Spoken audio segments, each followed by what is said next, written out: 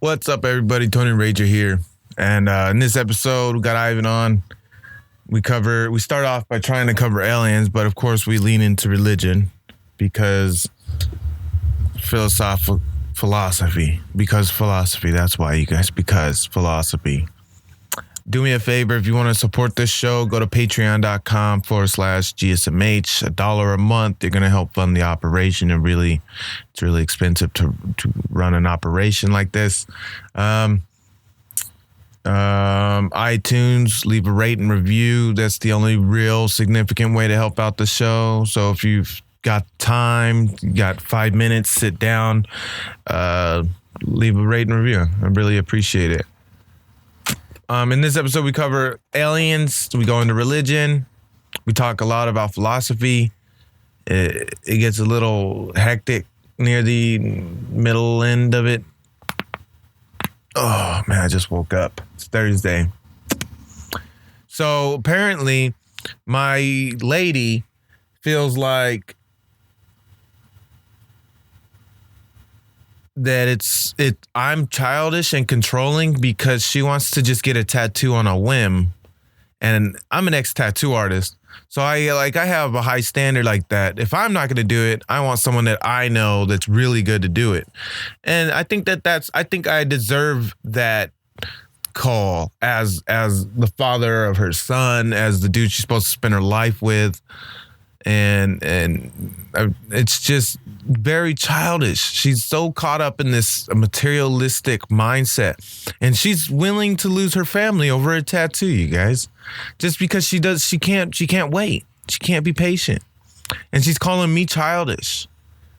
And I'm just like, you can't even respect me enough to wait. Like, I was in the middle of doing this show. She texted me, asked me, "Oh, can I get a tattoo?" And I was like, "No." And then I'm in the middle of the show. She texts back, "Oh, give me one good reason why not. Give me one good reason." Come on, you guys. Doesn't that sound so childish?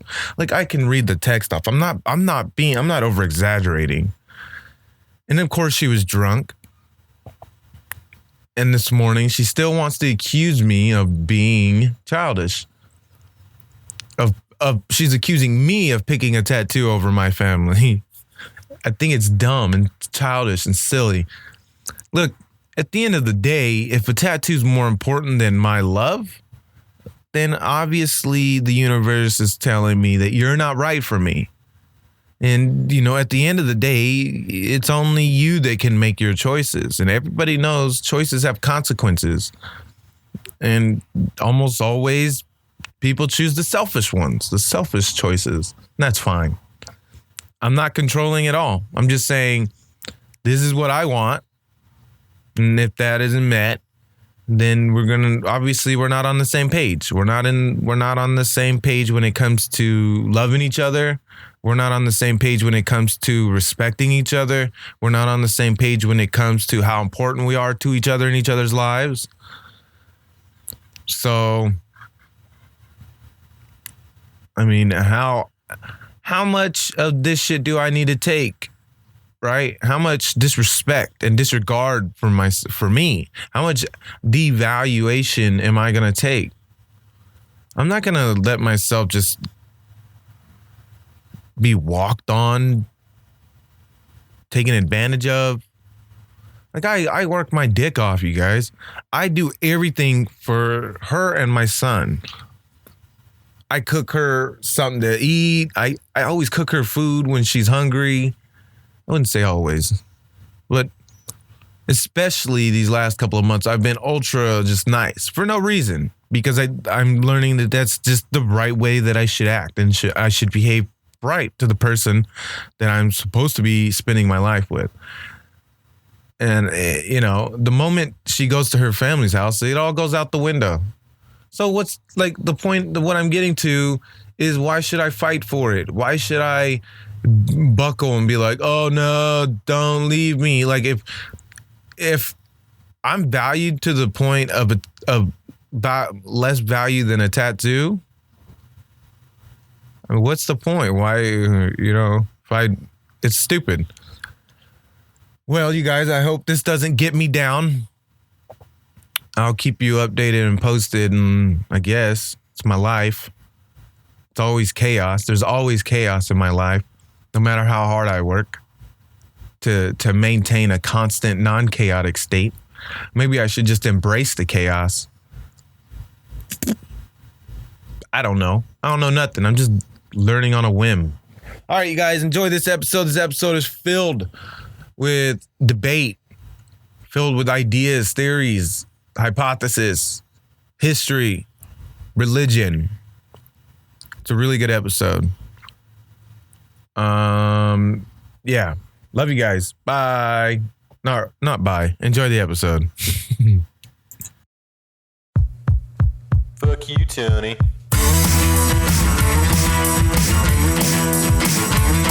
Got a group of failures and they're all my friends. Got a group of drinks and the bottles never end. And the night's gotta rock, gotta roll, and I gotta do fun. In the heart of no morals, babe, well, you're gonna get stuck.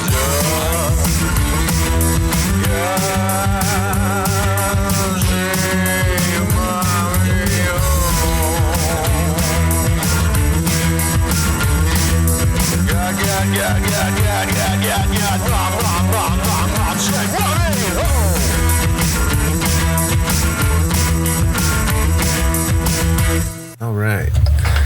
Thank you guys for tuning in to Joint Narcissism. As always, this is Tony Rager, and with me tonight, I'm terrible. It's Ivan. Ivan's with me again tonight. We're going to be talking about aliens. Motherfucking aliens. I got a lot of theories on aliens. A lot. I like to just combine everything that I learned and try to make everything make sense. Right. So, yeah. What kind of ideas you got on aliens and shit? UFOs or what? I mean, I'd like to kind of get into what you think an alien is in the first place, before you even kind of get into the different nothing theories of this about world. Something not of this world. Yeah, extraterrestrial, not of this planet, from another planet. Could be anything. It could be crazy lizard people to advanced, intelligent, or anatomically similar to us, Could be anything. I have this theory about Mars, that we came from Mars. Mars was our original, or it might not even be the original home planet. But, because we seem to be a species that's about exploration and growth and expansion. So I think just the simple fact that we don't know what the fuck happened back in those days, it just leaves that hypothesis out there. You know what I mean? So do you believe like in physical extraterrestrial beings, like on another physical planet? Well, no, similar because to ours, and that have like a base and certain morals and ethics and things like that, similar to ours, I guess. I think that if the idea of the universe being like infinite, just forever and expanding and compressing and expanding and doing all this crazy shit and you got the multiverse theory, the different the ideas of the opposite reactions happen over there or whatever. It could be the idea of, like, they say the next dimension could be heaven, which is where our spirit energy goes, which could be the Akashic library where all information is held. You know what I mean? And the what library? I don't even know if I'm saying it right. The Akashic library. Okay. It's a theory about a dimension on a different plane of existence that holds all knowledge. What? That's like that. I think Interstellar might have depicted that in some way. Yeah, exactly. Yeah. And Edgar Cayce, I told you about Edgar Cayce before. What I put together was that he could access that library, that realm, his spirit, like he could vibrate his frequency, his soul, to the point where he can cross, Scientifically, it makes sense in like hypothesis and theory, but like the technology, I don't know if it's there to even be able to read something like that, to track something like that. Right. So it could be anything to me. I mean, I've come to the conclusion, and I think that, for me, it's quite evident that there's some type of intelligence that interacts with humanity and exchanges information in some way. You know, there's so many stories about people going into trances and receiving data, you know, as if like information's free flowing out there and you kind of catch it or something. You catch it, like those people that go into comas, or get brain damage or get a transplant. Right. So they get a transplant and all of a sudden they can play the piano because the person from the transplant can play the piano. Right. That's crazy. Yeah. Too. So all the knowledge that is to be had is, I guess, in essence, floating out there, and you can just kind of come to know things or perform in specific ways. Like, you know, you have celebrities that say that they go into trances and that they, you know, get like inspiration during, you know, acid trips and things like that, where they feel like they communicate with a being of some sort. Yeah. Or a lot of people just feeling like, you know, that they've had interactions with presences and things like that, even just on a what they called like a paranormal level. Yeah. You know, I think all those things are also extraterrestrial, I guess. Maybe. But more so extra dimensional, you know, not. Yeah, phasing in and out. Yeah, so those are things that we can't, you know, really label. So then we gave them names, you know, different boogeymen and things like that. And we feel the same thing about some of the stuff that we see in the air. So then we try to come up with the theory for, okay, what are these things, these anomalies that we see in the air? And we're not the only ones, though. You know, cultures of the past forever have drawn, you know, about their depictions about these things in the air, flying saucers. Yeah, even that. I mean, I've actually seen those saucers, you know, being depicted. I don't know if those, whether the drawings, if they're, you know, 100% legit. I don't look into if that. It wasn't fucked with. Right. But I mean, my point is that all civilizations, as far as like what I've seen in history, have encountered with them, you know? So like if you look at it on a historical... Almost the whole Hindu religion itself is based on somebody coming from outer space and battling. Yes. Over and over you have that theme in ancient Greek mythology. The gods coming down and interacting with mortals and even forming demigods from these sexual relationships that they would have. You know, there's stories like that in all different generations, and then you have the demigods and so on. So now in the modern way, we kind of looked at it in irrelevant to our own technological advancements. Okay, like it can be a very advanced civilization. So we have movies like Star Wars, and we have movies like Star Trek and whatnot. So we're always trying to find out like an answer for what these things are. And I think it's interesting that this topic's in movies. This topic is getting stuff down our faces. Like the same exact topic has been regurgitated over and over and over. Like so many different movies about this one topic. I'm starting to think that they're trying to push like some type of propaganda at us, at some type of narrative on us, whereby we need to look at this universe. You know what I mean? There's no other. Forcing it. Yeah. I mean, just think about it. Why do we need to harp on one, you know, this extraterrestrial threat? Like how many times have we remade that movie in Hollywood over and over? So we take that very seriously as a narrative, no different than these other cultures did. And you know, our drawings are movies. Their drawings were on caves. We're still giving them ode, you know, because we're so, I guess, just in awe of these beings that are greater than us, you know? So we make movies depicting them. But I think that, I mean, you know, I think that they're very real. I think it's very real. I think it's an intelligence that has been leading humanity in its practices for a long time.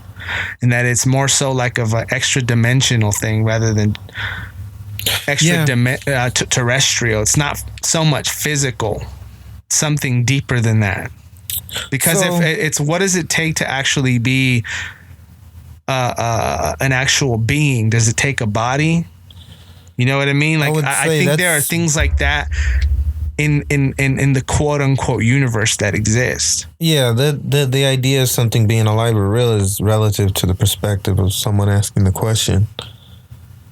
You know what I mean? Depends on what they know. Right. Because like there's life forms that can survive in sulfuric atmospheres without any oxygen or carbon dioxide. You know what I mean? So we don't know shit. At the end of the day, we don't know anything. Yeah. And But I think what I think is there is definitely a correlation with fucking aliens and our advancements. And you know, I come up with a little hypothesis like Atlantis. Let's think of Atlantis, all right? Right. And I apply Atlanteans with Martians. I feel like Atlanteans were, you know, migrant Martians because Martians became a crazy wasteland, and maybe they didn't account for, you know, the drastic breaking of the ice dams that caused the sea level to rise and all these things. So that civilization was lost. But then there's new evidence that shows that hunters and gatherers during that time of Atlantean technology, they were sort of taught some of the tricks of the trade from the leftover survivors, and that's what sparked it again. I think this is something that happens constantly, and throughout the fucking billions of years this planet's been here. I really don't think that this is it. I really don't think that this is the only time humans have been here. I think it just keeps getting reset. Because we're a species. If you go off of like all religions, Christianity, the basics of living a good life, like the majority of the populace, when things get really good and really easy, morals go the fuck out the door. Society crashes every single time. So maybe these aliens are just us that made it away. Like, just like now, man, if this world went to shit and Elon Musk and all his rich buddies bounced on their spaceship and went to outer space and figured something out, there would be like a couple thousand people left on the planet. Just think of how retarded our species would look like and seem like, and all the tools that we would make. We would make retarded tools. We would go back primitive. So it would look like we were just evolving. But there's no, I don't know, man. I just think all of this stuff makes too much sense, because once you start to look in, you dissolve yourself and you look at all of your parts, you start to understand the basics of all humans and how paths can alter and change the like, let's think of Black Mirror. Westworld. The basic primary coding for one of those robots was memory, improvisation, and learning. That's the basic makeup of the human experience, aside from our unknown variable, which is the soul, which is the consciousness, which is a variable. But they, in the show, it depicts that's what creates consciousness. Because once you learn and you improvise, like if you have this narrative to avoid being hurt and always seek comfort, if that is the basic narrative, then you're going to eventually become self-aware. And I don't think we just thought of it. I don't think it just hit us one day. I think we're being led. I think we're being led by maybe us that stayed advanced all these thousands of years, and they just stayed hidden. Because maybe they understand the world. Maybe they're deep on philosophy, you know? Right. And they just understand how we work. It's sort of like, you know, I don't know, herd of chickens, and just like an animal that we know how to train a dog, you know? Like, it's the perspective, man. So, okay. I do think aliens are real, but I don't, maybe we're the aliens. Okay. We are the aliens. I think I kind of understand what you're saying. So you don't believe like in the classic sense?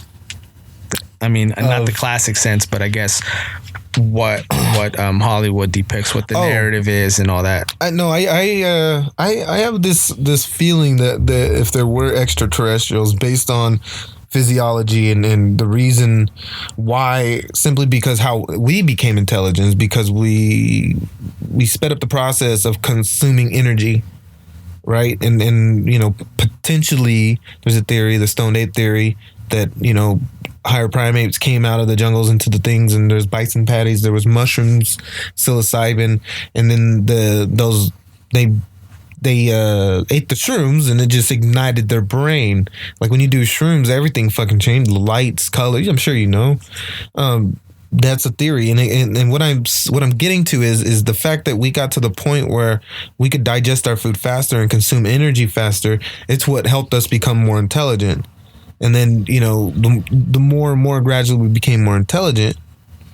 Now, as grays, they're always depicted with skinny bodies and big heads. Now, the reason why I know that that's a plausible thing is because what if their bodies have evolved or been genetically engineered in a way to not require energy source for the body, like very minimal muscle and just an ultra powerful brain. So all the energy source goes to the brain, everything consumed.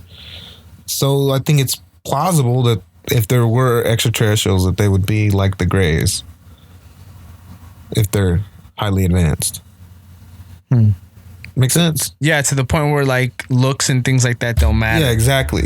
Well, there's no necessity for that. I mean, look at the South Park episode when the immigrants from the future. Right. Everyone sounds the same. Everyone speaks the same language. It's just to a certain point when you start to run out of variables, and then you start to get the same sort of product. Same thing with chickens. We do the same thing with chickens. That's how we get these perfect white eggs at the grocery store. It's because of stuff like that. I was always fascinated by the whole UFO thing. I think almost, the good majority of people that I talked to that grew up in our generation, they were all kind of intrigued by it. The documentaries, that we would see on TV. Jack Daniels is so nasty.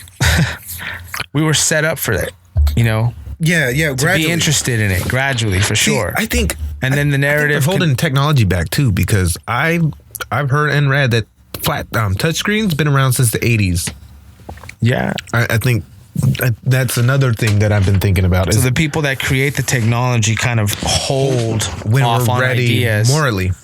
Ready morally? Do you think they're kind of? I think that was the original agenda for us. I think that was the original agenda. The reason why the touchscreen was held back for so long, and the way, like, you ever notice, like the big TV and then the TV and then it's just like this gradual progression.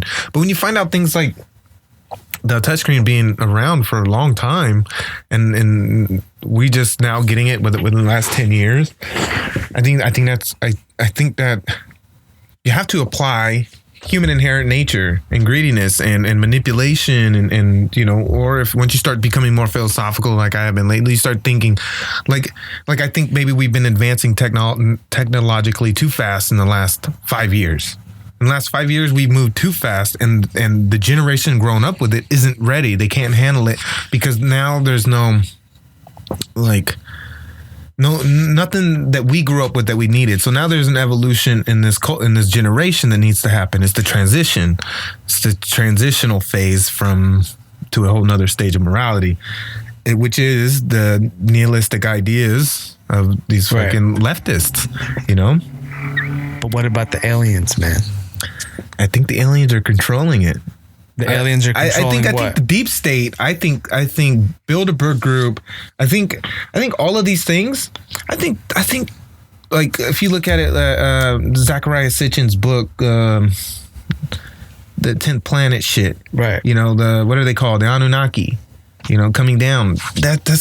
What if it's still the same? What if it's like that planet's coming into our orbit? Things are getting crazier and crazier here. They've sensed that planet in our galaxy. It's just so fucking big and so far away that it takes like 10,000 years for its orbit to come by Earth again. Have you heard of the Pleiadians? No, the Pleiadius, I think. I haven't. That's how you say. It's the name of like a far off planet.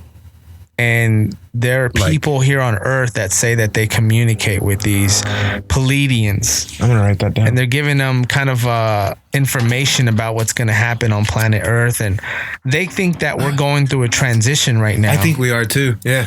We're definitely in a transitional stage. And that we're going to the next phase of human evolution. And that's what they believe. Do you like anime? No, I've never really watched anime. Man, no. You gotta start watching anime. You get the best morals, the best philosophy from anime. Anime is the shit. Well, the Pleiadians, they teach these people that contact them supposedly a lot of different things about humanity, where we came from, their origins, our history, things like that. Yeah, kind of saying, this is going to be the reprogramming. the religion and the stuff that you learned, all that stuff, that's not really real. This is really what the narrative is. Yeah. I guess getting to the point where they reveal like they created us or something like that, you know. I mean, and this narrative isn't like Hollywood essentially. Maybe, you know, it's been duplicated that way, but this is something that literally people are being told when they're under trances and stuff like that. I've had that. You know what I mean? That thought. Or when they've taken certain amounts of you know, hallucinogen, psychedelics, whatever, they get to that point where they begin to understand this concept. I really want to do DMT. That's just the one thing I haven't done yet. You know, psychedelically. Yeah. I really want to do it, but I can't find that shit anywhere. But I've had this thought before that. Sorry about that. What if we're the product of like Ex Machina, the fucking movie Ex Machina? Did you watch that? Amazing. Yeah, I've seen that. Amazing. Really good, yeah. That's basically the creation of humans. And the one programmer was God. The guy that helped her escape was the devil. You know what I mean? It's just brought down. It's the creator creating something new. And curiosity fucking kills the cat every single time. And the creators always want to control. That's what it basically says. Human nature is to, or advanced intelligent nature is always to be free, independent, and, you know, that's the moral of that. And I think it's true. I think it's true with us too. Like, even if we were created, I'm pretty sure that we probably evolved to the point where we rebelled against. So you believe in the Luciferian ideal? What? Like, as far as Yahweh, God being the evil one, and Lucifer, one that relieved humanity. Because if you look at it from a different perspective, it can look that way. But I can also see how it could be kind of fucked up too, because ignorance is bliss, and in the Garden of Eden you had your ignorance, and you fucked around and bit the apple, which gave us knowledge of everything. It gave us free, like, we used the free will for just frivolous, stupid shit when we could have stayed ignorant and happy. You know who Albert Pike is? Yeah, I've heard of him. I never read anything on him though. Yeah, the Luciferian ideal, he taught that that's what it was, that Yahweh, or the God of the Hebrews, the God of the Bible, is an evil, vindictive God, and that Lucifer was actually the light bearer, the one bringing intelligence and, you know, self-autonomy and things like that to humanity. And that's probably why the whole God kicking him out thing happened. You know, that's probably the real story of why God kicked him out. And there's like, I don't take a side. I take a perspective. You know what I mean? Because there's variables in every scenario, especially things like God and the devil. You know, we don't know. The history books are written from the victors, and there's always a bias. And even God is biased. You know, even he's biased. He's like, I'm the one true God. And see, I have a theory that what if there isn't one God? But what if there's one God per universe? You know what I mean? What if God is part of a crew, like a part of a board member team? He's the CEO, but he's got other members a part of the team that are in charge of other universes. Like, we don't know. It could just, the imagination is the most crucial part for scientific discovery. Right. Because the imagination will take you out of what you do know to what you might know, and then lead you to discover and explore and be curious. See, I just feel like the fact that we are the way we are, the fact that I can question this shit, it does not make God happy. I don't think God's original plan was for us to be questioning shit. You know, he just gave us free will to do whatever we wanted. And he was like, don't eat that shit because you're gonna get knowledge. And that shit is depressing. And then your life is gonna suck. And he's like, I fucking told you. And then he's like, I ain't helping you no more. Fuck y'all. I told you not to fucking eat the apple. Now you're over eating the apple. Suffer. You know, and then like our 2,000 years is like 2 days for him. So he's just giving us a 3-day timeout. So you speak about the fall like you believe in it, like the narrative. I believe in the narrative. I don't doubt that narrative, that scenario did happen. Granted, I don't take the glorified versions that are depicted in the Bible. I got this thing where I'm simplifying everything down. Yeah, because I just mainly I want to understand where you're coming from. Yeah, I'm trying to simplify everything down to its basic nature so that it can be easily understood. A lot of people believe that obviously that it's just it's a myth, you know, it's something to try to explain something else possibly, or it's just a flat out lie.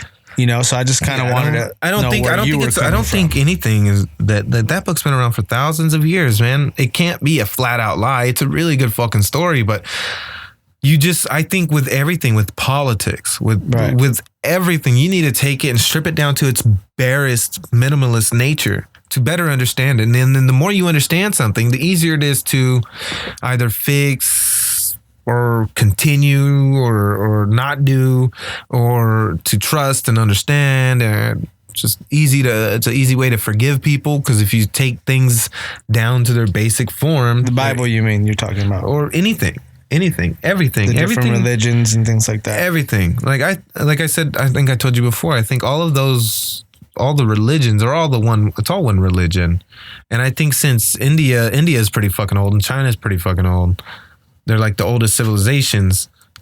I think their religions are a little more accurate.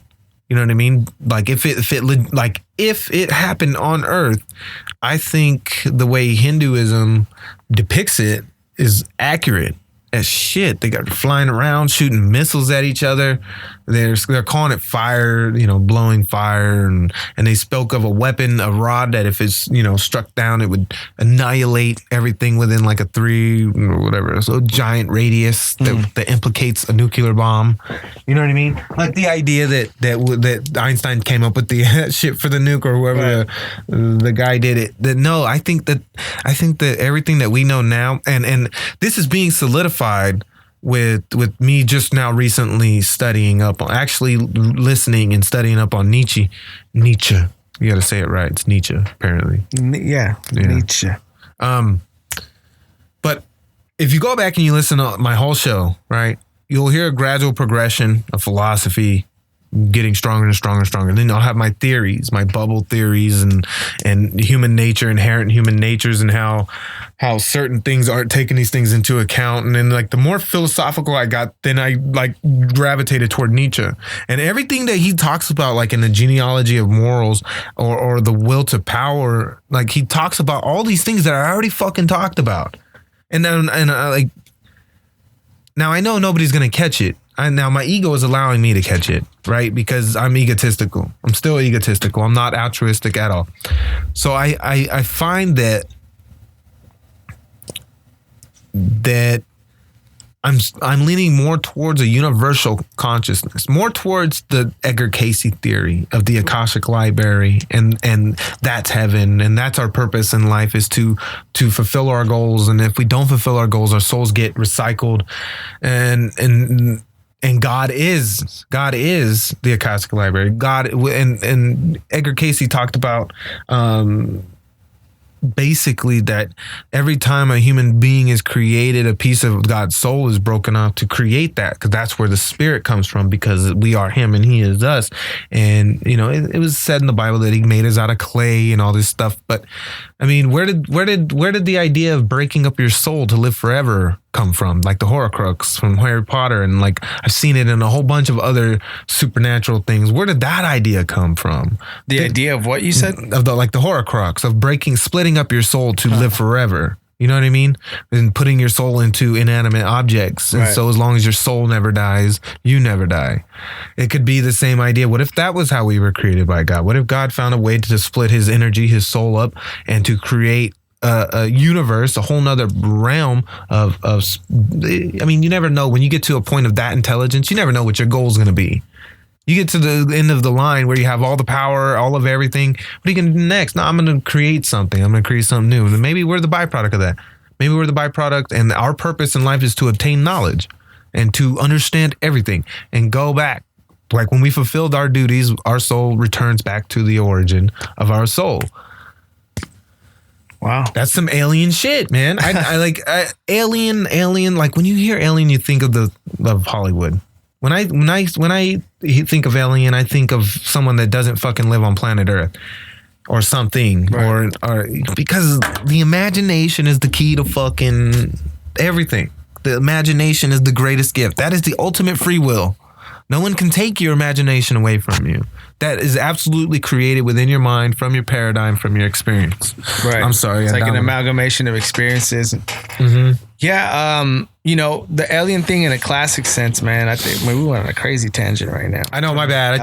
Albert I railroad you on that. Sorry. No, it's all good, man. I was winding back. I got fascinated with the alien thing maybe around the year 2010, 2011. I was fascinated by it. Why? What happened? Because I had this experience in my room, what people would call sleep paralysis. I've never had that, but that looks terrifying. Yeah, it is. And it's kind of an interesting thing because, in short, different people that have had these experiences around the world, they talk about seeing the same entities in their nightmare state that they're in. Because sleep paralysis, basically what it is when you wake up, but you have no control. You're asleep. Yeah, you have no. I guess control your body is in. It's paralyzed. Yeah. And scientifically, they said it's when you reach a certain level of sleeping, and then your body basically goes into that mode of just being paralyzed. But your mind doesn't. But your mind doesn't. That's weird. So somehow that's weird. You wake up during that state, and then that's where you're at. And then they say, oh well, people just hallucinate these things. And then that's the explanation that, scientifically is given, that they give us. But, obviously we have the ability to decide on which theory we want to believe or not. A lot of it would be based on experience. But anyway, people around the world have seen the same entity. Yeah, that's, I've heard of that a lot. There's DMT. A common one of seeing like a tall, slender guy, so like a Slender Man type of situation. And then there's like a gargoyle that people see, and then there's an old lady. So I just named off some of the more, most popular ones that people have reported in different places of the world at different times during history, even at times where you can really share these ideas with other parts of the world, so that way they wouldn't be interacting on them or sharing them among themselves. So it's pretty organic. Yeah.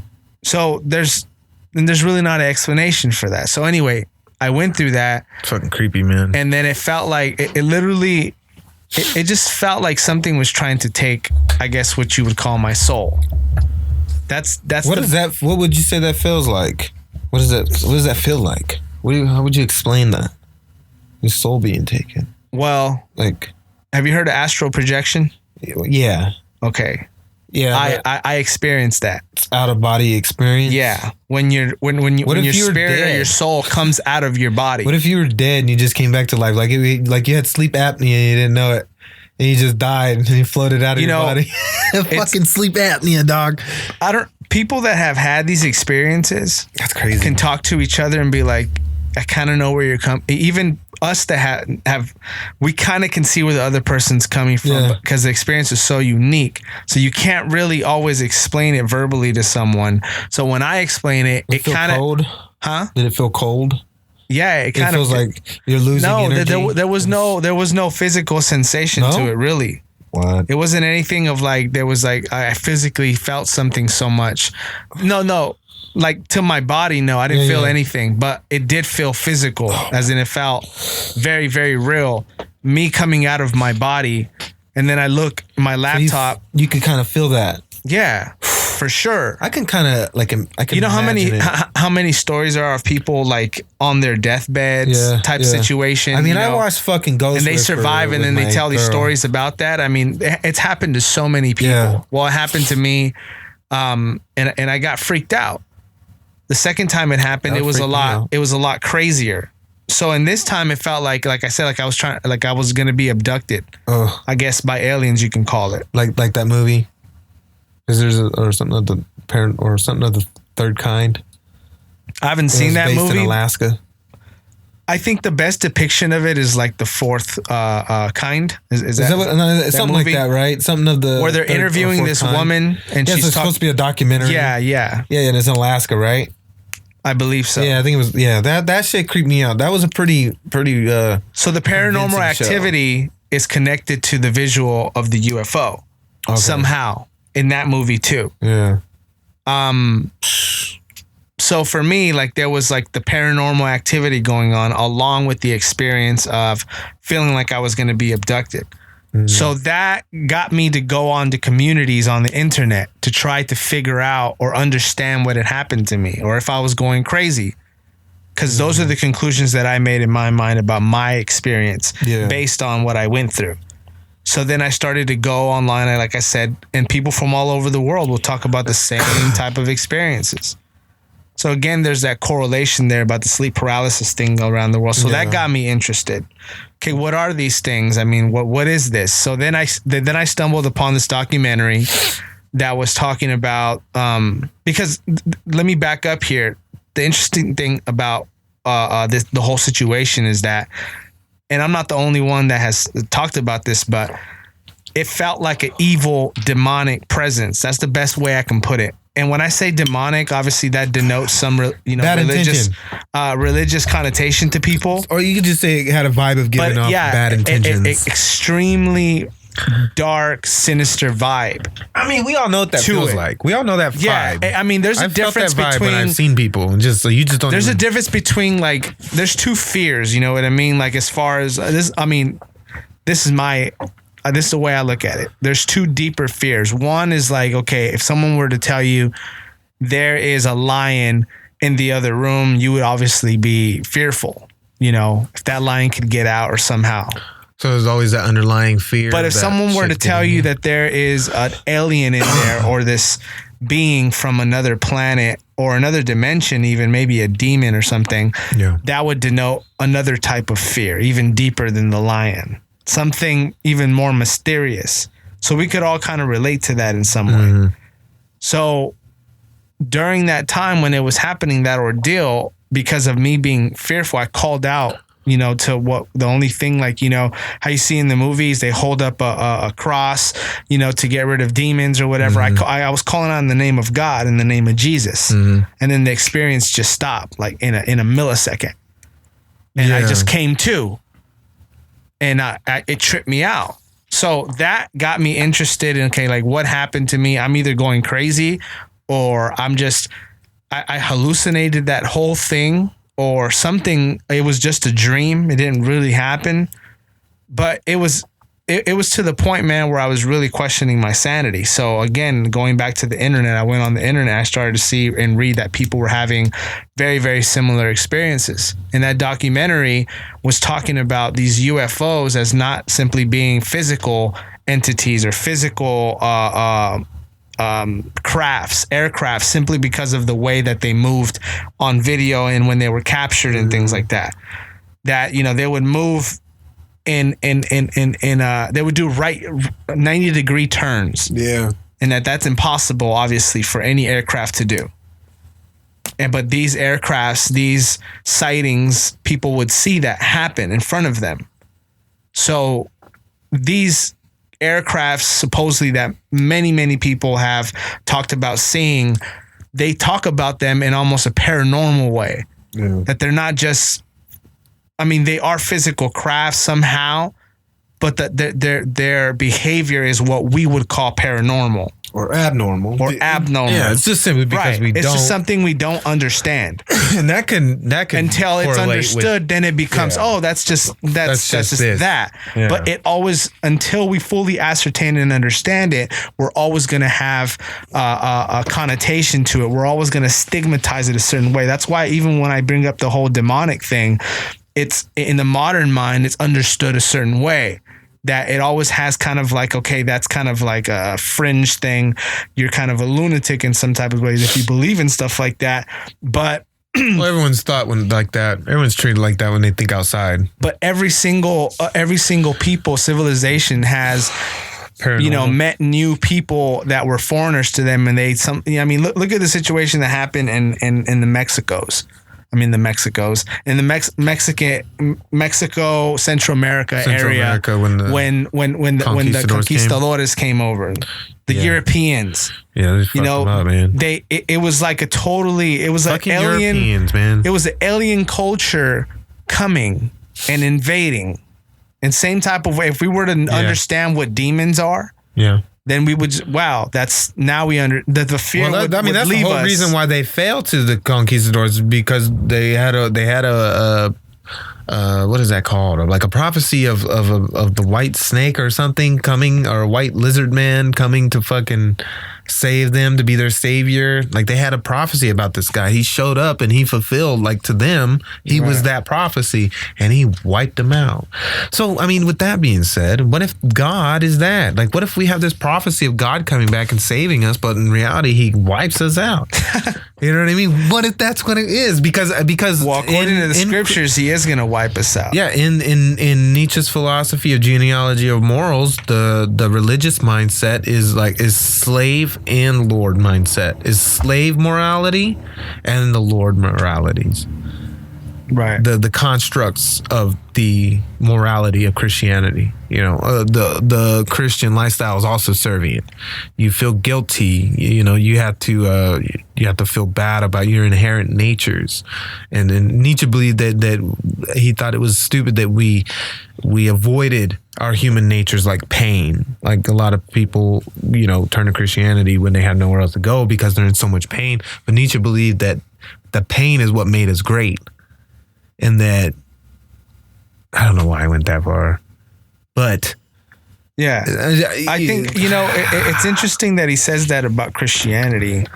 Because he also, I'm sure, you know, he grew up that way, and then same thing with me, man. Grew up religious, and then a lot Lutheran, by the way, Lutheran Protestant, yeah, that's a pretty recent Christianity version of You know what I'm trying to say, right? Yeah, well, Martin Luther, that was during the 1800s. Yeah, that's when Nietzsche was like 1830s or some shit.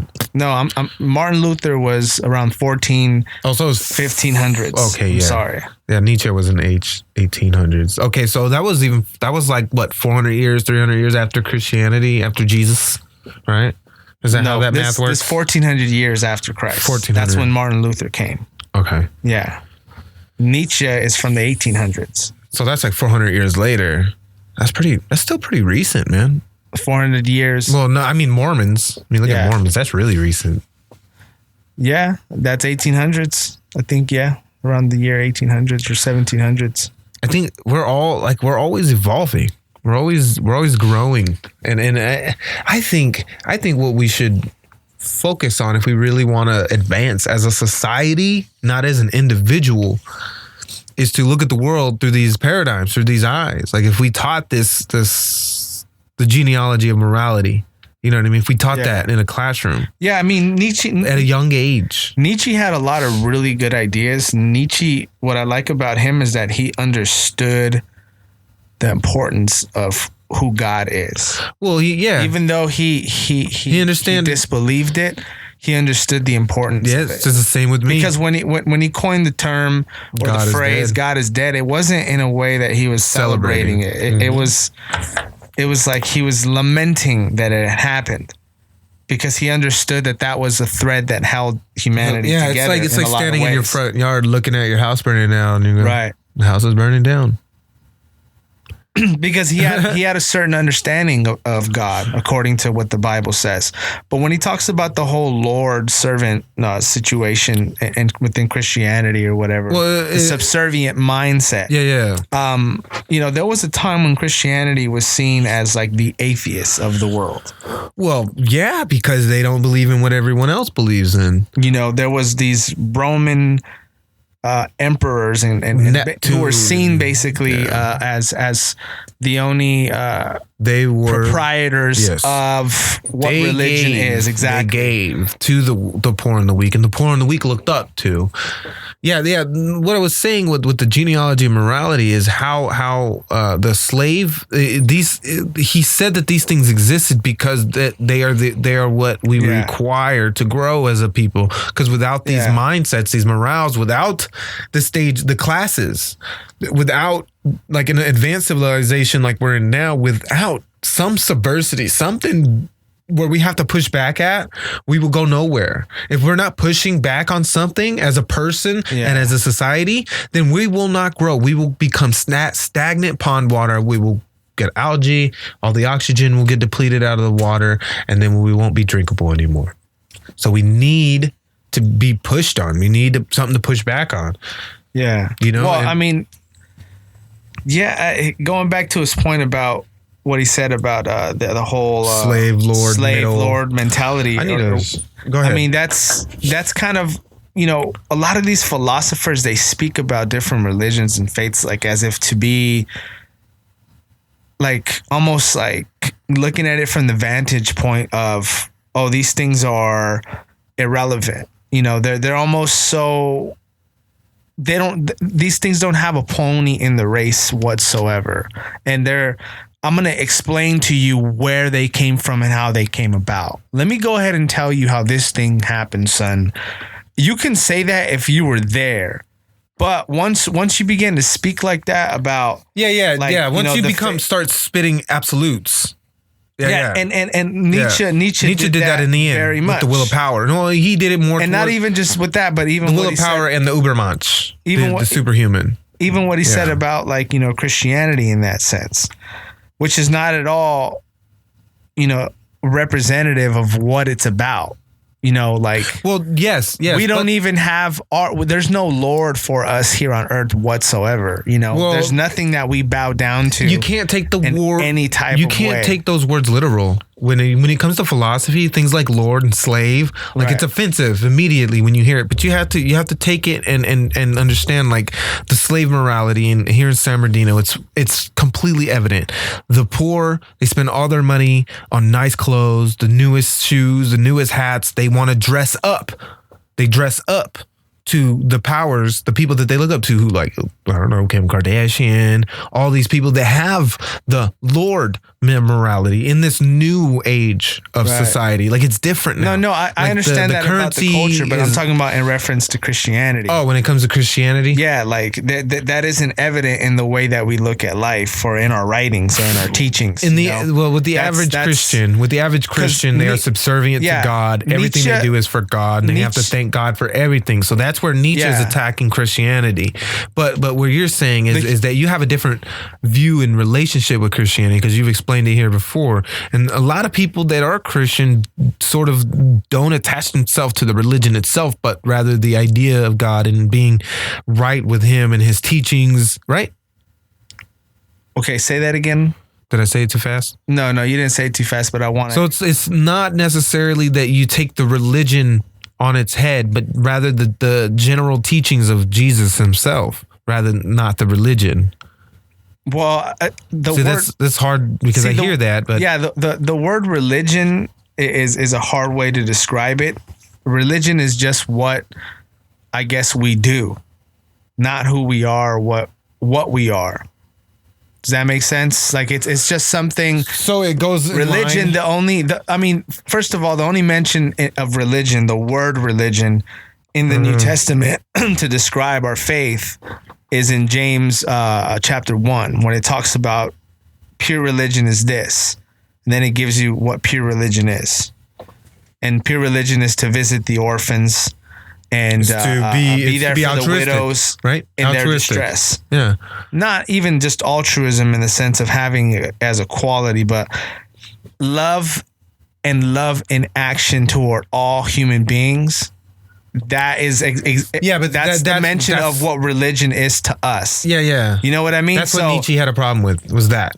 Well, I understand because he had a very twisted way of looking. I wouldn't even say it's twisted. I would say it's really relevant because I can relate to his views. Like, people fucking suck. No, people where we live, people are inherently fucking evil. Right. And like you don't get to. The part that he respected about religion was people that get to where you're at. You know what I mean? What do you mean? It's because you're not dogmatic. You're not set in stone. You're not like a stone cold follower. Like, you looked like you've done so much fucking research. You questioned it. Like, you got your answers. You didn't just take it on the ear and just say, okay, that's it. That's the law. That's the truth. You know what I mean? You questioned it. There's people like that in every part of life. Mm-hmm. You know what I mean? So there's people that believe in what Nietzsche says that are like that maybe just heard about him and now like follow him and, you know, don't even really know much about him to say in a conversation, you know, so that's evident of everything, but you can't, you know, speak about Christianity or even anything else in that way like Nietzsche did like the way that he tried to depict certain things all the time. Because I've read a lot of what he's written about Christianity. Yeah. And, Well, I think his attack was the human his ideas approach of about that. being, the type of human being that is a conqueror, somebody that is a victor and not a peasant, essentially. Yeah. And he goes a lot into the psychoanalytics of people that Human are nature. rulers and human nature specifically. Yeah. Like say, like when people are born Yeah, into a he- position of rulership, So I understand. they adopt that morality. Right. I understand the way that he looks at our role here on Earth and what we are. I mean, so much that It has to- Hitler actually took a lot of it. Nietzschean ideas Yeah. and implemented that into his Yeah, I know. ideals for Germany and what he thought about what human beings are and what we are to be and what we need to strive to be. strive to be. So that, but I think everything Hitler was said, aside from being like the ultimate race thing, without like if you take all of the race idea out, everything Hitler was about was dope. If he didn't kill everybody, and he didn't, was a psychopath, and he thought of like one perfect race, like if those ideas were like was just like all human beings, we're the greatest, we're the most amazing thing ever. Like, could you imagine how far civilization would be right now if he did not have hatred in his heart towards anybody? If he took that, and that's that inherent human nature that Nietzsche talks about and I talk about and God talks about in the Bible. That is there's the variable that you have to take into account for human nature. yeah. And I think we've all lost that. We don't look at that. I mean, look at the news, look at the politics these days. Yeah. They aren't taking into account inherent human nature, like the human ability to immediately call bullshit on bullshit. That's what America was founded on, right? The idea that the DNC and the Democrats can keep pulling this shit that they've been pulling with this Russia scandal with Trump, like everybody's seeing through it. Everybody's seeing through it. Like shutting down free speech at colleges, the majority of America done already seen through that shit. You will not last. I'm sorry, I got carried away. Go ahead and finish. I don't know why I do that. We're talking about the Nietzschean thing. Human nature. There you go. Yeah, human nature. He does a good job expounding about human nature. I think he understands it on a deep level. I think Primitive almost. he like many of us try to find a solution for it. And there wasn't. And He what's went the crazy. best way of going about life and humanity and communities and so on and so forth. Yeah. Yeah, he talked about how we need that. A lot of us need community. Yeah, and a lot of his views even got translated over to like Levian, what they call Levian Satanism. Uh-huh. It's not the Well, yeah, because it's morality absent of God. I would say that's probably most likely why something like that would take. it was the ends justify the means, Yeah. very much so. Yeah. In the type of way to elevate man and to think of these ideas about peace and about loving your neighbor were for the weak-minded and people that really just didn't know how to be winners. That's hardcore. In life. Yeah, that's type hardcore. of thing. No, I mean, but that's Well, that is where you take the ideas to. Yeah, that is sentiment, essentially yeah. where Nietzsche got a lot of the fuel for the things that he wrote about Christianity from. Because of looking at it like, this is the pew. This is that type of belief. I've adopted something like that. Like, I don't have pity for people that are my age and living on the streets. I don't. I have no pity for them. They're just lazy. That's the way I see it. And something isn't happening in their life for that paradigm to change for them to get out of it. It's either they're ignoring it or they just can't get it. Yeah. And so I don't feel pity for people like that. I don't give money to them. I'm not kind. I'm not generous because I know it's within all of us, every single person on this planet. I survived living on the streets. Right. I never ever begged in my goddamn life. I lived on the streets. I lived in my car. So the concept of charity is something. I feel like you're hindering the person you're trying to give charity to, because you can give a man a fish, he can eat for a day. Teach a man to fish, he eats for life. Right. And I believe in that theory because, how else did I get to where I was? Rather, I learned how to do everything that I'm doing, and that's what's getting me where I need to go. Not because anybody gave me anything. I think if I were given things, I would be a lot more lazy. And I talked about this before. Like, if I got health care and food stamps from the government, I would not look for a better job. Yeah. I wouldn't look. I'd be fine. I'd be set. I mean, wouldn't you admit that you've had some help? I've had help in the sense of not necessarily giving me something. You know what I mean? Just saying, this is where you can sleep. That's what I was given. That's what I was given. This is where you can sleep and eat. I wasn't given anything else. That's all I was given. No, and obviously you've done what you've had to do. You've worked hard. Yeah. And I'm not speaking of charity in the sense where you just everyone gets money, type of thing. You have to be wise.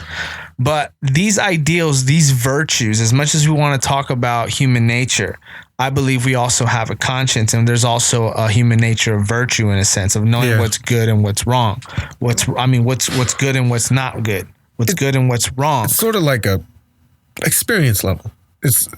You have to, if our life was a game, an RPG game, right? To get to the levels, right, to the point where charity becomes a part of your paradigm or your purpose, I think that's higher up there. I think that's after you've already went through the muddied shit, and it doesn't come to everybody. The idea of charity, I think it's something that when I think about somebody in the streets that doesn't really have money or whatever, I just don't really make so much of a judgment on it because I don't know the situation. I don't know the intricacies of their life. I don't know anything about them. Yeah. I don't know nothing. It's just a matter of, hey man, if you want something, here you go. It is what it is. Like there's just, I mean, I don't give money to everyone, but it's not a weak way of looking at life, like Nietzsche would say. Well, for me, you know what I mean? And it's also when we talk about the idea of virtue and about loving your neighbor, because a lot of the things that he said attacked directly what Christ taught. Yes. So it was in such a way where Christ would teach, turn the other cheek. Yeah. And that's an idea of this great weakness. And to break that down, to understand what Christ said behind that, and at the time that he said it, and what he was saying that in regards to, is to really know the strength behind what he taught. Yeah. Instead of looking at it and this is a weak thing to teach. There was strength behind what he did. I think so. What I'm trying to say is that there's depth behind a lot of the teachings that we believe. And why that they are important for all of humanity. Yeah, and for instance, going back to the Christ thing and what he taught about being basically turning the other cheek. It was not taught in a way where you just get beat by anyone at any time. Because that's not at all what the disciples looked at life like. He told the disciples to get a sword when they were going about Jerusalem and the city because he knew how the times were. Yeah. Peter, when they were about to take Christ, chops the guy's ear off. Okay. So there was this readiness about all the disciples at all times, even after he taught the turn the other cheek thing. What he was saying is not to not get beat up. I mean, to just allow anyone to beat you up and give them the other side to beat you up at. Is do anything in your power to not allow the situation, to be something of evil for you or to escalate, to know how to walk away from certain situations. That's why Alex Jones always says God supports the fight against tyranny. God will always support the fight against tyranny. That's what he says in his show a lot. And I think what it is, it's an evolution of consciousness. Even with Jesus, he had to go and do his thing, and the Hindus and the Buddhists, they talk about him in their scripts. I was listening on another show today where they were talking about that idea. And I think it was through his journey, through his trip. I think even if okay, let's say God is the Son of God. Okay, I don't think he's going to be this all-powerful, magical, all-knowing guy. I think he's going to be human, just like everybody else, but he has the DNA of God. So he could perform tricks and stuff, and maybe God knew that he could put him on a path of altruism, of journey to pass on knowledge, because he didn't come later in his life. You know what I mean? Right. I mean, look at everything I've learned in my life, and I'm not even close to the age that, 33 was when he came back and made a big impact? Well, no, he was 30. 30? Well, he didn't come back from anywhere. He just he was in the wilderness for 40 days and 40 nights. But, last time you were saying this thing about that he went on a trip. He never went on a trip. Yeah, I've heard it multiple times from different multiple sources that he actually made a trip, and he's spoken of in Hinduism and in Buddhism. And then there was a 30-year gap in his story. So that's what I'm talking about, that 30-year gap in his story. From the time he was 1 to the time he was 30, there was nothing in his character about Messiah, essentially. I know, and then he was still Messiah, but he hadn't revealed himself. No, I don't think that. I think he didn't know. I think he had to earn it. No, and then once he earned it, the scripture teaches that he knew all his life. Yeah, but that's the scripture. I rip it down. But that's what I mean. Why not just say? Why not just because? Because I can't trust. Okay, why not just say that you don't believe in the story at all? Because why do you even say? Because why does what it is? Why does magic have to involve God? No. Why does it have to be mystical and like this? I get what you know what I mean. Like, why does he have to know his whole life and he hit it? Like, I think that is an absurd idea that a child knew that he was the God of all men. I don't think that. I think even with God, we have to earn our knowledge. So I think his path led him down an altruistic path, like sort of like, other philosophers of the time. He had to earn that. His brain had to unlock that in altruism enlightenment. That's the thing, though. That's not how the story goes. Yeah. But that's why people don't believe it. No, it's because it doesn't. It has. That's what I mean, though. It's a different. It's like thousands of years old. That's not how we believe things. We just believe. We either believe that the things are or that they're not. But when it comes to things that are taught by others and that are, on a level where this is what it is, as far as being very rigid, or what you would call dogmatic, or teachings. Like if there's a philosopher and he has a certain teaching about life, he has a certain discipline that he teaches in a certain way, then you can't just come and say, well, I think that this and this about what you meant. It's that's he's gonna tell you, you know what? I understand that's how you feel, but what I meant is what I said, and that's actually what it is. That can't be like. Necessarily. It can't. So now let's look at that. It could be true, but that's not necessarily true. Let's look at that in regards to the Bible now. The Bible says, and the Bible's the only book that speaks about Christ. That's the thing that irks. In that way. That's the thing that irks people that talk. I understand that. This is what the Bible says. That's the worst line ever. I understand that. But you can't address it without saying that. That's what you guys got to understand. But I can, because I do believe in it. I do believe science book. I know. And that book in particular, or let's just say the writings of S.E. That's different. I'm talking God. I'm talking God here. I understand God is supernatural. I understand God is outside of this world. So when I have feelings, when my brain is putting together things that I've witnessed and seen and read and I think that's God working. That's God working right there. If there is a God, that's how God works. God doesn't give us anything. He puts things in our path, and then it's up to us to figure that shit out. That's supposed to be what God is. Like, if he gave us free will, there is nothing that's predetermined, right?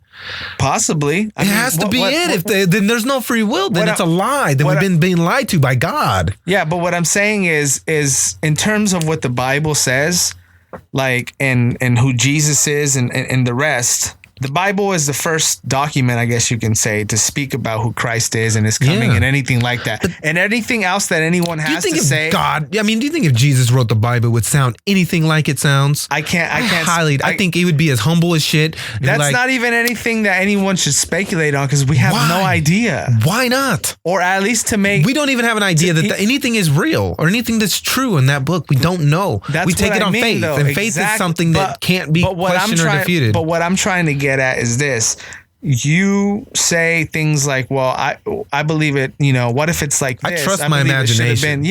I do. I trust my imagination, because it's a gift. But what you don't do, though, is just look at it at face value for just what it actually says. I don't not to tell you to believe it. I'm not saying believe it, because I'm just saying I think books and art and everything, when you talk about is a gift from God for us to take something away from it. Yeah, and even the Bible, I think either have to say he is who he said he was, or it's all a lie. There is no in between. Well, is it what he said or what the people that wrote about him said? But that's what I mean, though. You know what I mean? Like that. Without the people that where's wrote line? about him, you don't have a him. Okay, so that's my the point. only way you can look at him through. That's I have the to only take faith lens. on a bunch of dudes that wrote a bunch of books. You don't have to believe it. No one does. But all I'm trying is so that what if I'm a new apostle? What if I'm a new fucking a disciple? what if God blessed me with the philosophy to further the story of him? But through my imagination, what if my imagination is God speaking through me? Possibly. I mean, we don't know. That could very well I gotta be, but trust you would have my to imagination walk because on water and prove to me that that's what physics, it is for me to believe, or do something experience-wise for me. I know. It's just science. But what I believe is based purely on experience and what I've gone through, that's a spiritual thing, and also a ton of bit on knowledge. You earned it. But when you got your XP points, dog. When you look at Christ, though, you just have to take the story and read it, and then that's just what it is. Now, how you feel about it is a whole nother story. But you can't take it and say, and that's what you can't tell the author of a book what he meant, is what I'm trying to say. Sure, you can. You can derive meaning from metaphors. If he tells you what he means, then what are you going to say? So what if you go to him? It's like this. What if you go to him and you're like, okay, so I read this whole thing, right? And in this part right here, I kind of get that this is what it says. And he's like, yeah, that's what I meant. But what if it's like, what if that meaning of that has been being depicted by everybody but the author of that meaning? So I wouldn't know unless I asked the author. Exactly. Well, I mean, that's what I mean. So about Jesus, like, you know, that's why I think you're probably just better off saying, I just don't believe in it at all. Because I don't know why you would go to the point of saying, well, what if he was like this type of person? It's simple. He existed. You wouldn't do that about any other story, is what I'm saying. Because he existed. So you believe he existed? Well, I mean, I don't believe it. He fucking existed. He fucking existed. Why do you believe that? Well, he was around when Caesar was emperor. Emperor said, all right, you guys can kill him. When he's saying he's God. Caesar was emperor? Didn't you tell me that? Didn't you tell me that? Okay, so that means historically. Caesars. So that means historically that, yeah, he's been here. I think there was 12 different Caesars. One of them. I don't fucking know. Tiberius, it was when Tiberius was in reign. So Jesus was a real person. Right. All right. He was. So let's take the mystical shit out of it. Let's say that, and you know a lot of people believe and actually take for granted that Jesus is a historical person. So was Muhammad. But that's cool that they take it for granted because it's true. Most historians believe that that's a fact. The historians that believe that Jesus wasn't a physical person are like almost on the fringe in the mainstream. In a lot of ways. So that's very interesting to look at. That he was an actual person, and almost all. What if he was just a smart ass dude? What if he was just smart as shit, philosophically? Everyone has an opinion about who he is. What do we know? I mean, okay, so what do we really know? Okay, there was advanced technologies 12,600 years ago. There had to have been, based on the imprint left behind of the time. There was a whole fucking Joe Rogan episode, almost 4 hours long. One of the most heated podcasts he's ever had. I saw that. Did you see it with Graham Hancock? Graham Hancock. Mike, Mark. The guy from Skeptic Magazine. Yeah, that was a fucking good show. Well, that just goes to show, man. We don't know. We don't know. You know what I mean? I mean, you got the creationists. They think this planet's like 6,000 years old, but they're finding proof that there was life 12,600 years ago. Right. You know, double the time. Like, what if God, or the idea of God and Jesus, came from the people that left and came back and said, all right, we want our species to survive, hyper intelligent people, right? So they need something. They need right now they took the genealogy of morals. You know, if there is a universal consciousness, the genealogy of morals has always been around. It's always been a thing, because how else did Nietzsche get it? How did I find it?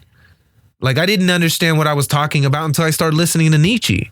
And that was like this last 3 days. It's only been 3 days, and it's blowing my mind. Like, we don't know. I think there's an underlying human nature within all of us that keep us all connected. And that is God. That connectivity is God. And then to find a purpose and a reason and to come out of it.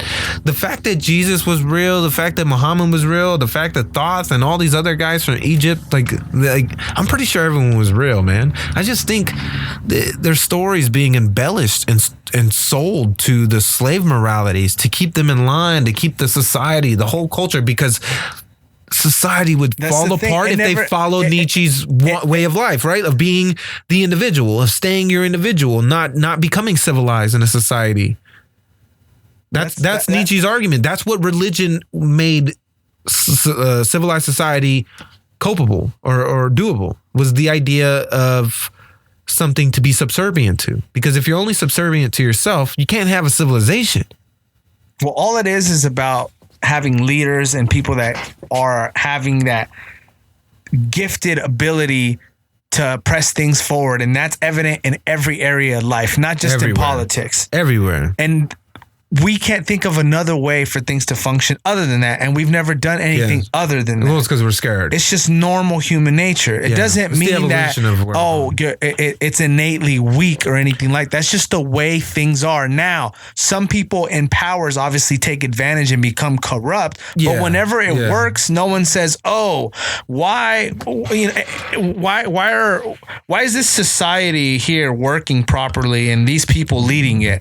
No one ever says that. They just say, well, that works. Well, they're saying it now.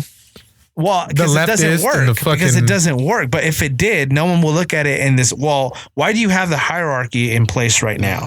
That's just weak. Well, everyone can't be a leader. That's impossible. That's absolutely so that's what I'm saying. A lot of the stuff that Nietzsche says about what religion does to people is BS, because it doesn't. Throughout history, Christians were the main ones being beheaded because of what they believed. Yeah, even today. Against the mainstream. Hundreds of thousands of Christians are being persecuted today by Muslims. Believe this. The emperors of Rome. Believe this, believe this, believe this. No. Well, it's beheaded, torched, whatever. That's the human nature. So that's what I'm saying. The thing about, it's to teach you how to be weak, and that's bullshit. Well, it does not. This is the thing. If it was true, I would say so. Here's the thing. Okay, so we're not alive. At logic and reason. Yeah, we're not alive in the 1800s. We weren't alive when the Roman Empire was conquering the world. You know what I mean? Right. I'm pretty fucking sure that those times were hard as dog shit. No air conditioning, no cars, no cell phones, no probably agriculture, but no job market. We can go and get a job, and a lot of it's a completely different culture. Yeah. Now everything's so easy. It's fucking stupid how easy it is. I think it was easy back then too, but in different ways. It's different in different ways. But the problem is that we're not being oppressed. Legitimately being we're not worried for our lives at all. Right. We're not. I'm not worried about no tigers, no lions, no conquering nation. I'm not worried about anything right now. And then that gets rid of a mechanism within ourselves, the mechanism that got us where we're at. So I think right now we're in the very, very precipice of a transition to get past that evolutionary thing that got us where we're at now, is that the ability to overcome. So right now we have nothing really to overcome. What are we overcoming? Yeah, well, usually a catastrophe has to happen. Yes, exactly. To begin to shape a new morality, a new generation of strong, grit, minded people, to have that will to go on. Yeah, because despite of the tragedies, the underlying nature of our survival, and we don't have that in our generational makeup right now. We don't have that. Yeah, that's non-existent. Because philosophy, humanity, in us, all these things, and the convenience, it's just stripping away at our morality, at the core thing that made us successful as a species at all. Period. It's being torn away. It's very true. Being torn away with convenience, and I can see a de-evolution of it too, because I notice there's people talking about turning away from technology, the social media platform, how that's destroying communities and the morality of the covenant of friendship. It's messing up the way that we interact with each other. Yeah, we judge people based on how they text us or how frequently they do, or this person must be like this. So we psychoanalyze people based on our technologies, without actually getting to know who they are. And it's creating this rift in us where we're not sociable. We're not learning how to converse. We're not learning getting rid of what made us good, what made us so great. Exactly. Yeah. It's crazy. And I mean, we haven't seen the results of it, but I'm anxious to see them. Not so anxious, because I think there's going to be a lot of adverse effects if we don't learn how to balance. But there's really no rule book or no etiquette on how to go about these technologies because they're so new. Well, maybe it's time. Yeah, to somebody write the proper etiquette of, you know, how there's the modern society. how there's books about how to drive. There's school, you know. Maybe that's my purpose in life, to be Dude. the next culture changing philosopher. There you go, bro. I couldn't do it. I would start writing and I would stop. A change agent. Huh? A change agent. Is that what that is? Yeah. That's a change agent. What is that from? That's from Warehouse 13. No, that's just a term used for anyone that's. I mean, it's used for different things, but Someone that you can be a alters catalyst to change. Yeah. That was the thing on Warehouse 13. Okay. Anyways, but yeah, man, I don't know. Like I've tried to write a book 3 different times. Terrible. I'm terrible. Dude, there's like no thread to this podcast at all. We're all over the place. Oh no, there's a thread. That's cool. There's a thread. Is there a thread? Philosophy. Philosophy. Okay. Philosophy can cover a lot. It's just basically the conversing of ideas. Yeah. No, I love it, man, because I really do believe everything coincides. I think everything goes together. I don't think anything is separate. The idea that aliens and religion and God and human nature and fucking universes, like there's a difference between any of this. No, I think we're in a fucking cell inside a giant body. We're all a part of some big thing that's a part of a big thing. That's Well, a part who of a big we thing. are is obviously not our physical bodies. There's something more to our essence. We all sense that about each other. We know that it's not just the look that makes someone, but there's something there about them. They start coding. I mean, even missing somebody. You know, them not being present in you, just their energy, their memory of who they are, almost because it can affect you in a positive way. And so our interactions aren't just. I mean, you know, it's not just the natural world. There's a lot of intangibles going on, and you know. Again, going back to, you know, virtue and things like that, I think naturally we all understand that virtue. We all understand what goodness is. We all understand that if someone is mean to you, if someone is, you know, being a jerk to you, yeah, you can easily retaliate. Yeah. That's not a difficult thing to do. It really isn't. No, if the hard part is that's what you've trained yourself to do. Like I found, to retaliate and just do what you have to do, and then to continue to perpetuate it. I got jumped in 10th grade by like 10 dudes. Right? They like even socked up my ex-wife. My ex-wife was my girl at the time. Like they said that she punched. Like she held her own. She was tough, but you know, it was like a few years later, like a year later. I was at Walmart with one of my friends, and then we saw the dude, the head of that crew that jumped me. And, you know, I was like, why does this guy look familiar? Like, he looked worried when he saw me. I was like, why does this guy look familiar? Walked around the store, I saw him one time. I was like, oh, yeah. Told him, I was like, yeah, that's the dude that jumped me. He's like, you want to fuck him up? I was like, nah, man. Nah, I'm good. I'm not going to stoop to his fucking level. What do you think you'll have more of an impact on as far as changing the course of the future for that guy and maybe positively affecting his life and his family's life, and to help the universe and community to either fight him, beat him up, or forgive him? Which one is going to help the overall cohesiveness of humanity? I think see that I don't. I think. I mean, take both of those decisions to task. I think not doing something was the best decision, clearly. But I don't think either decision would have made a difference based on the age. If you only had those two decisions. Yeah, based on his age, to stand in front of him and say, you know what, I forgive you, man, it's all good. Oh. And just to let that go, or beating him up. Yeah, that would have made a bigger difference. Okay, that's why. Ooh, that was loud. My bad. That's why these ideas, you know, they're not for anyone to look at them like, okay, that's weakness. That's the subservient. You know, religion is the opiate of the masses type of thing. No, the idea Nietzsche was throwing out is that a lot of times some of the teaching of the religions made the people weak constitutionally. Like they would be overly kind. Like I'm not overly kind, but I am kind in the sense where I like that situation where I didn't even beat him up, where I could have said something to him, which I know would have made an impact because I would have conquered him morally. I would have defeated him as a man. I would have defeated him morally, which I would have taken the high ground. I still would have won. Yeah. So there's no loss, win, or defeat just because I don't fight, just because I'm not brute. I can take the brute and attack intellectually. That's still a possibility. I would say that weak person that gets, trampled on, that Nietzsche's talking about, that latches onto these teachings, isn't even latching onto the teachings.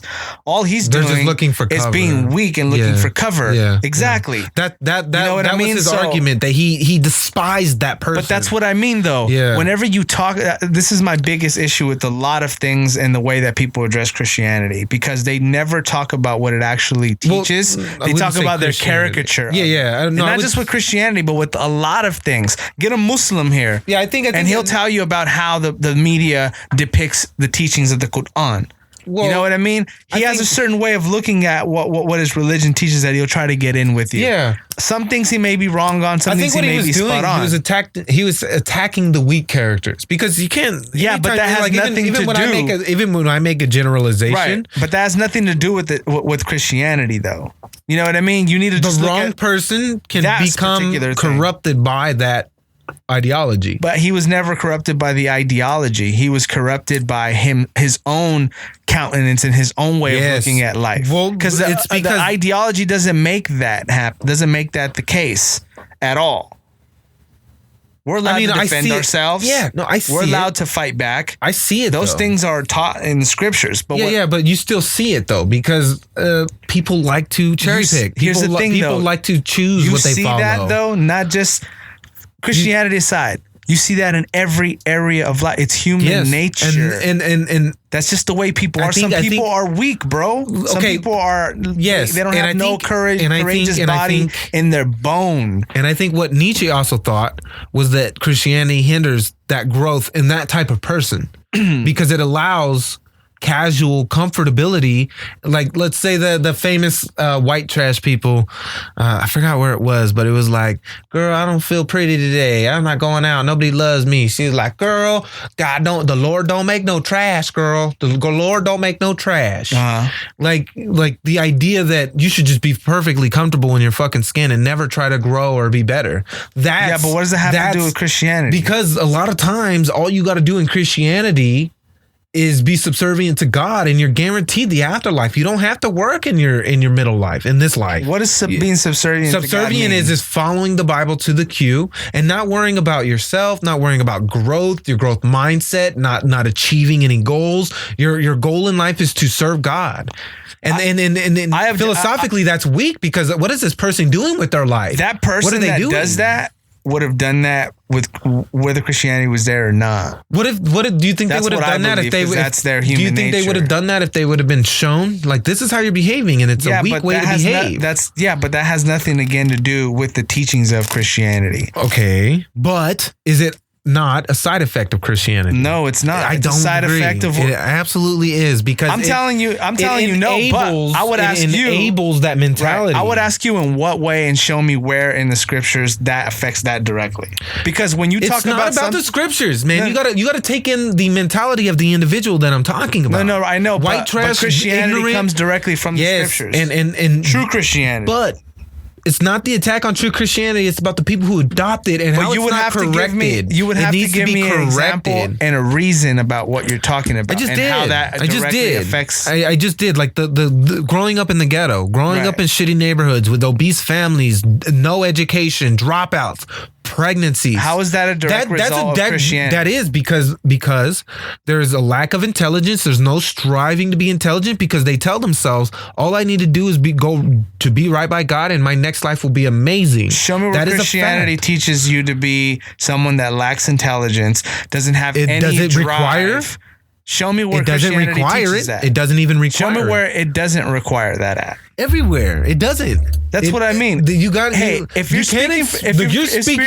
speaking from a very knowledgeable standpoint of the Bible. No, I know, and I'm speaking from a very I'm not knowledgeable even getting into the Bible or any verse yet. Basic human nature of people. I'm just asking you to show me where in the Bible or in Christian teachings we teach to be that way, or that is a virtue. Is it not taught that in church? If you come to church, you pray every day, you you don't break the 10 commandments and you're good, and you get saved and you proclaim Jesus is your Lord and Savior and you're guaranteed a spot in heaven. Is that not true? It doesn't say anywhere in there if you gain as much knowledge as you possibly can, you can become the best person you possibly can, and you do no wrong and you accept Jesus in your heart, then you're allowed in heaven. No, it doesn't say that. It says just the basic minimum things that you need to do to be required to get into heaven. And let me tell you, the ignorant fucking do exactly that. They don't strive for better. They do nothing for humanity. That's salvation, though, and how one is saved. But what I'm asking you is just one point at a time. How is the whole thing about weakness and all this other stuff a product of Christianity directly? Show me how that's a direct. Okay, I didn't say it was a product. I didn't say it was a product directly, but it's not a product directly, but it coddles that mentality. It makes it easy for that mentality to thrive. And how? The ghettos. Look at the ghettos. You look at the perpetual families, the welfare families. These are the type of families. I would say that the ghettos are a product of mismanagement somehow, and that it's a product of human politics. It's a moral thing. I can give you exactly. I grew up in the ghetto. I grew up in the ghetto. I grew up there. I understand that. Hold on. I grew up there and I know the mentality. I know the morality. The people like me that want out are very fucking rare. We're diamonds. That's why they're always talked about in the news. They're always like, came in from a broken home and now he's at a full ride scholarship to Harvard. You know what I mean? Living a homeless man, living in the streets, and he gets a full ride to Harvard. The reason why those things are so fucking huge to us is because they overcame the slave morality and made it to the middle class morality. I want better for my life. I don't want to be subservient to anybody. I don't want to be held to the whim of anybody but myself. That's that middle class morality where I'm at. Right. And then you get to the CEO, the Lord morality where Trump is at. Right. You know what I mean? Okay. Like you have to take these mindsets into account when you talk about something that is influential to the point where it molds and guides people's lives. Right. Well, let's back up. All I asked was I can't find a point. How that weakness that Nietzsche talks about, being a product, and that's my example. That's my example of Christian. But because if those have yet to show me where in our teachings it teaches to be that way. Well, I just told all you're describing is the product of human error. I told you human error that goes directly back to humans. Is it not true that all I need to do?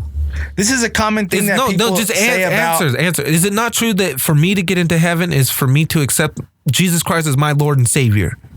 Is that all I need to do and follow his teachings to get into heaven? Right? Am I wrong? I'm not. That's not the right way. I guess I would present the gospel. The premise. The premise. I need to accept Jesus in my heart and follow his teachings, and then I'm guaranteed a spot in heaven. Yeah, I guess you can. So that hinders the weak-minded, because then they require no work. The weak-minded. They require no work because the afterlife is the end goal. They no longer have a goal in the mid zone. They don't have a goal like right now. They're like, all I got to do is fucking do this, and this. If laziness and if apathy, and that's how Christianity is a virtue. Then you're right. It's not a virtue. Of course, it's not a virtue, and the Bible never teaches it's that. It's an inherent nature. That's what I mean, though. The moment not taking the account of inherent nature. When you just gave the premise right now, that's why you can't just overlook the complexity of a statement. Because when you do that, you can't really get to the point or the bottom of something. And that's what a lot of people usually tend to do when they address ancient things. They usually take away from the strength and the complexity of the ideas. I'm actually magnifying that. No, I don't think you are. I think when you said nature of the when the you said religion that, the teaching is that if you accept Jesus as your Lord and Savior, you'll make it to heaven. And you accept him in your heart. And that means that you absolutely all you believe. did was you took this broad brush over and says, and because of that, a person could just be this, and this. It wasn't. And that teaching directly from experience affects that person. From experience, that is my experience. I'm not making it up. I'm not theorizing it, and I'm not imagining it. Let's look now at the complexity of the premise statement. Accepting Jesus as the Lord and Savior, what that implies and what that is. That implies a whole life change of your character, not so much on a merit based where like you go in levels and based on the level that you reach, you make it. It's just something that is a spiritual awakening, I guess you can call, that happens to a specific person that isn't so much based on, like I said, merits and how you go, but based on a prophecy that was given a long time ago to happen. And now it results in the elongating of life as it was initially meant to happen, without death entering into our bodies anymore. And you now being able to be alive forever, I guess you can say. Yes, and we're going that way, now, but we're not going the way that the story told us. We're going towards artificial intelligence. Now, that's where we're going, in fucking virtual reality. Let's just, whether that's true or not, that doesn't teach then a person, when a person believes that, to be lazy and to be basically a parasite on earth. So where I'm getting at, I understand what you're saying. That's not what the Bible. That's not what the Bible's saying. But it's what's happening is what the Bible gives us. So therefore, is an excuse. It's not a causation. To be lazy. No, it doesn't. The Bible teaches. There's many verses all over Scripture that speak against how many being lazy motherfuckers read the Bible? That's what I mean, though. It has nothing to do with the Bible. But that's the problem. We have to divorce those argument. two. That's the argument Nietzsche is making. That he doesn't make a good argument. It's the argument that I know it hinders that's the argument weak. he's making. It hinders the weak-minded. But I'm telling you, it's not a good argument. It doesn't make any sense. Why doesn't it make sense? No, you said it hinders. No, it hinders the weak-minded from growth. Okay. Because they find comfort in an end result. Keyword weak-minded. They don't grow because they're weak-minded. Yes, and it should be Christian to be compassionate towards the weak-minded. Christianity could be and this, I mean, I'm going to make a statement, and I actually believe it to be controversial. No, it's not controversial. It's gonna be some shit. Christianity, or let's just say whatever. Let's just say a particular philosophy came up out of nowhere that was the number one philosophy that can make you so amazing as a person, right? Now you start to follow it and you become a really crappy person. Yeah. And a lot of other people do too. But some people actually follow it right and do become those types of people. Yeah. Are you then going to judge the validity of that thing based on the crappy people? No one would do that. No, what I'm going to do is I'm going to take away what I learned from that. What you would have to do is say, is this thing directly causing that? Or is it not? Let's go ahead and look at what it actually teaches. Let's go and look what that thing actually teaches. And then if we find that, you know what we find, I think what these people are doing is just, they're not even following the book. They're actually just doing what they want to do. Just like, let's just say that there's a diet book. Yeah. And then, man, that thing doesn't work, dude. People say that about every diet. Yeah. Oh, that thing doesn't work. And then there's a bunch of people. The ketogenic diet actually works. And then there's a lot of people that say it does work. You know what I think? I think it works for everyone as long as you freaking stick to it. Yeah, well, I think almost anything could work if you stick to it. Why? Yeah. Because I look at the thing and I judge it based on the thing itself. Yeah. What is that thing teaching? Obviously, if it was teaching you to eat a bunch of food, then I would say, no, that thing doesn't work. Yeah. But I go to the thing. My point is this. Go to the book to see whether it teaches that type of society or not, or whether it would engender that type of political situation or not. That's how you need to judge it. Your defense, that's how you and Nietzsche and everyone else. Your defense of it should go to that. Is that of someone defending it as a skeptic? Like rather than taking a statement out of it and judging it based on that, read the whole thing. And, I don't know why you would. I don't know why you would address it any other way. Because I don't look at anything that way. Here's why. The way that people talk about Christianity sometimes. Here's why. I don't look at anything in that way, because I would never speak on anything. At it that way. It's because I look at it from a perspective of humanity and with the understanding of the inherent human natures, and let's say the slave morality here is the poor, the middle class, the people on welfare and food stamps. They have you seen a person that gets their checks at the beginning of the month? Have you seen them? They are out the door. They're waiting at the mailbox for that mailman. It's a sad situation. And for sure. What do? They go by a very sad state of affairs. It's a nothing to do with Christianity. What I'm saying is Christianity is like is something that isn't understood until you meet a different level of philosophy in your own self, a different morality within your own self. People don't find Christianity willy-nilly. They don't find it when they don't give a fuck about nothing. A lot of times they find it when they're hurting and they're in pain and they're looking for answers. I would say that's most of the time. Yeah. So the problem is everyone's taken care of now. Nobody needs religion anymore. And not only because of the thing, is because that's when you usually start looking. You know what I mean? Yes, and that's why Nietzsche considered Christianity a hindrance for the human species, because he thought the best way for us humans to grow is through pain, and he thought that Christianity took away the pain. No, and by the idea of being absolved of all your sins and not feeling guilt about what you've done will hinder your growth as a person. And I think that that's true, because I honestly believe that's the only reason why I got where I'm at. That's the only reason why I'm here philosophically. That's the only reason why I'm here, and I've been doing this for so long, is because I've been through the shitstorm. So you've been through the shitstorm. Why did you get Christianity? Because you went through shit. Okay. We get where we're at because we had a battle and we had to conquer our minds. We had to conquer our experiences. Because when that happened is when I actually started looking for sure. Looking for it. Yeah. And it only came through pain. We need pain. I understand. Without pain, that. we do not grow. And that's why why I don't And the Bible agrees with you too. I don't think Christianity is for the weak-minded. I think it needs to be earned. I think that with faith that you found in God only came through the pain. If nobody feels pain, how are they going to find God? There's no reason for God if you don't feel pain. At the end of the day, let's be honest. The scriptures teach that the importance of suffering, the importance of pain, the importance of taking it and not avenging yourself. Always. I fell off the stairs a few months ago and it still hurts. Dang, I landed right here. I landed right here. I was like, bah, and bone must be still broken off or something. It teaches you to be strong. It teaches you that pain is essential. It teaches you that suffering is an important component of life. So all those things about weakness is that, look it, not just because I'm Christian, not just because I follow Christ, but Christ and his teachings in the New Testament teach a person to be the strongest, most self-willed, I guess you can say, while at the same time self-sufficient person that you can ever be. And it has no thread of weakness in it.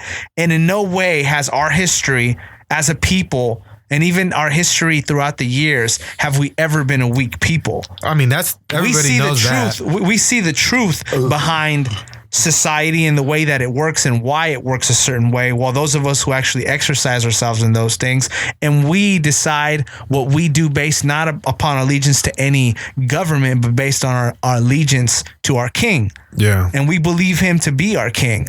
And there's a certain way, obviously, that we live, and there's a certain way, obviously, our ethic, just like every other person on planet Earth, and it's all based on the teachings directly of our king. That is how we operate. So if you were to ask me to give you like a synopsis, or give you like, if I came representing a company, hey man, explain your company to me in 10 seconds. Terrible at that. That's what I would say to you about us. So now if you want to see what we truly believe, I would have to show you some type of manual or rubric shown where our teachings and our ethics are. Then you would go from there to make a decision about what it really is.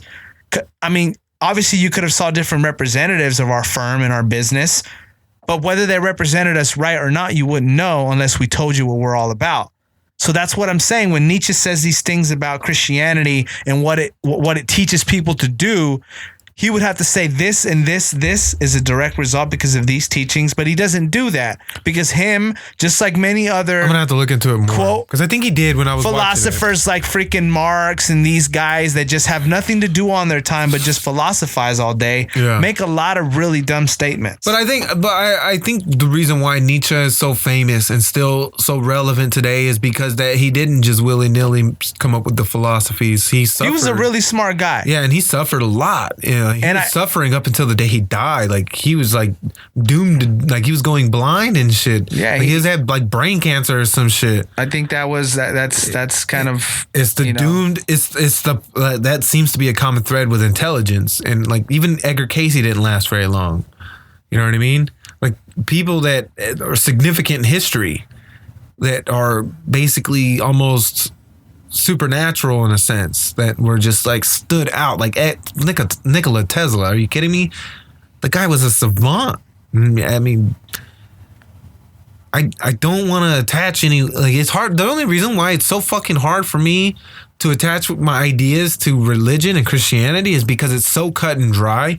And in my experience of the world, nothing is cut and dry. Like America, we could stop being a nation tomorrow. America could fall by the end of the month. Right. And then we're no longer American. You know what I mean? This great nation that we've known for so long that we know nothing else. Right. We know nothing else but this. And this is fucking amazing. Like, imagine if all of a sudden this became, I don't know, like Salvador. Right. You know, El Salvador. Yeah, it could be. It could become a third world country in an instant. All you got to do is take away any ability to progress. I think what we need to do is just, I think what the number one focus of everyone should be is just the growth mindset and being the absolute best version of yourself as possible. That essentially is as close to godliness as you can get. I mean, if you're being your best version of yourself, right? And you're just constantly growing in all aspects of your life. Yeah. I mean, that covers morality, philosophical shit. What else? Religion, I don't know. Being charitable, being kind. If everybody was doing that. Yeah, but not everybody human will. Nature. And it'll continue to be evil, and there will continue. As long as human beings exist. We're shitty. We're never, ever, ever, ever, ever going to get to a point of peace on earth. I absolutely agree with you. That's where we absolutely agree. I don't think we will ever get there. It will never happen. It will never happen, absolutely, ever. I agree. Because that's who we are. That's what we do, and we'll never change. If we run out of things to push against, we'll push against each other. The only solution is to eradicate humanity. That's it. Yeah. That's absolutely And that's true. exactly what's going to happen. That's what Christianity teaches. Maybe that's why we keep getting reset. That's what Christianity teaches. And basically, those that are updated, aka saved by Christ, are going to make it to the next one. That's what's going to happen. That's the only way. That trumps all political philosophies. There's nothing that's going to work. I don't doubt that shit's real. My thing is I just doubt the way it's being told. Well, that's why you got to see what it is for yourself, man, because you're going off of what people say. Well, I didn't do that. I'm not going off why I believe people say. I'm going off of what I've learned, and then I'm making up my own version of it.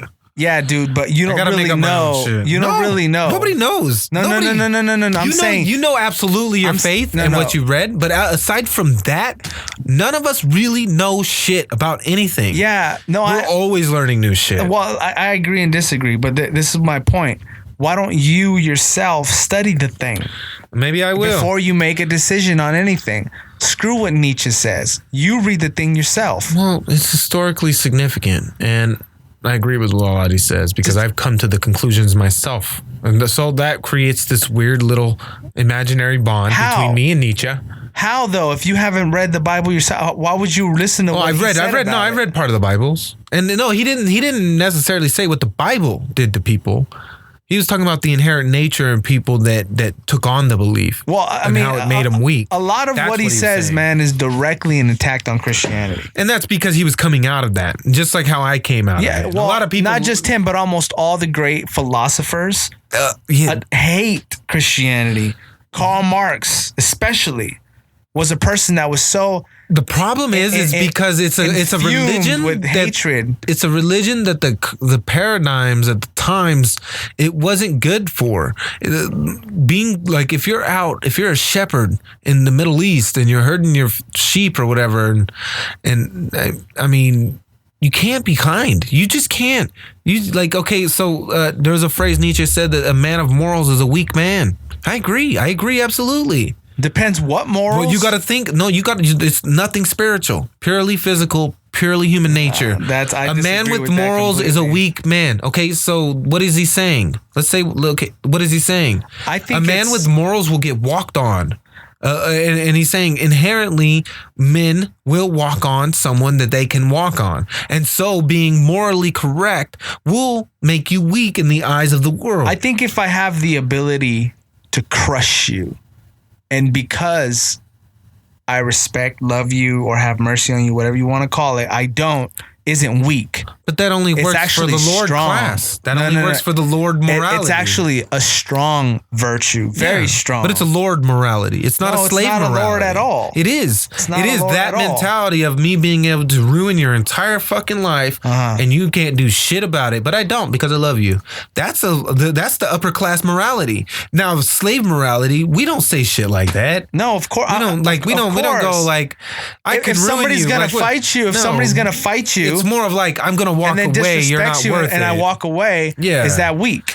Yeah, I would How is say that weak? in the ghetto it's weak because I've tried that. And the only way out of that was for me to fight, and then I actually became friends with the guy afterwards. But how is that weak though? It's not weak because it's weak because in the take spirituality away. If you were from it. scared, yeah, that's weakness. spirituality- But if you're not scared at all, if Yes, you but- know but you can just you engage and have not to- do it, that's you not weakness. The problem with that argument is it doesn't account for inherent human nature. Okay, so let's say you're in the middle of the Sahara Desert, right? And you got a band of thieves that roll past you and they just ride past you, right?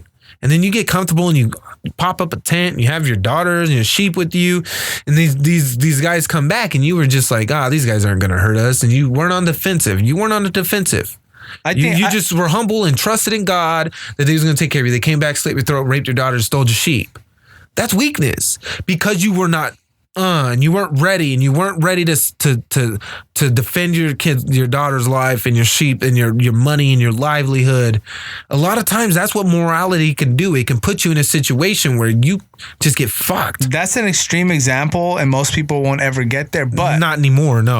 But in the 1800s, yes, the scriptures never teach that you cannot defend your family, that you cannot fight in a certain situation. But like aren't religious people all. always overly nonviolent? Overly kind, overly putting everything in the hands of God. I would say God a lot will of take people care are of like it. that, period, because we're a lot of us are, I guess, the ones that don't really care and that aren't scared. A lot of us, I guess, come off like we're, I don't know, intimidating or whatever, and people naturally are kind of like non-confrontational. They don't want anything to do with truth in front of them. You know what I mean? Like they avoid it. Discomfort. So I think, I think that's present in humans, period, with or without Christianity. You know what I mean? It isn't a result. What Nietzsche's argument altogether in every was single that civilization, there's always been that dynamic going on of the weak. Yes, that get always pounced on, that get sat on. But and it's not any ideology in and of itself that is perpetuating that behavior. It's the weakness of us, period.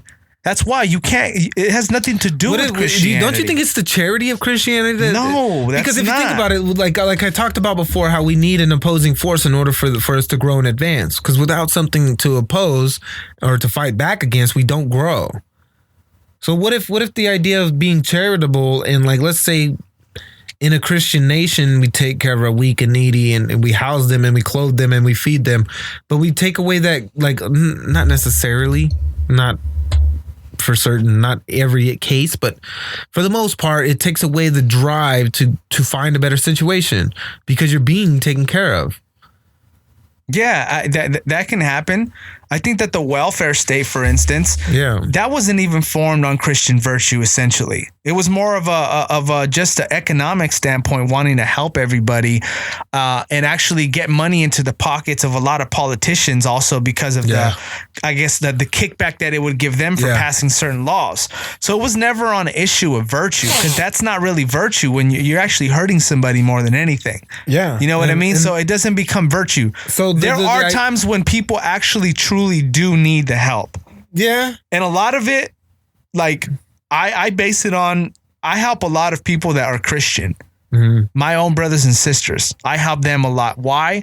Because I know a lot of them personally. And I know their heart, and I know if they're going through something, they need my love and my help. And that's what I help based on. I very rarely help people that I don't know your situation at all. And during the time when this teaching was relevant, when it was created, those were the types of communities that people were in.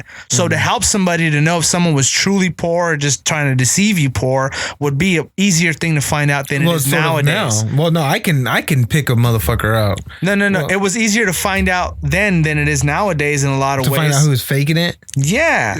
Close What knit. if a person that you see for the first time Well, just here in San Bernardino. Yeah, it was asking you for money and he truly needed it. How would you know? I wouldn't. And I would absolutely say no. That's what I mean. Yeah. That's what I mean. What if that person really did? Well, there's times I've given money before, but I like my paradigm is where but to try I to give say money to that's people that are weak hustling. is I think a stretch. I support people who hustle. Like if there's this guy over there at the Circle K. He used to be there all the time. Just wash your window. He'll pump your gas for you. Won't ask you for a dime. Right.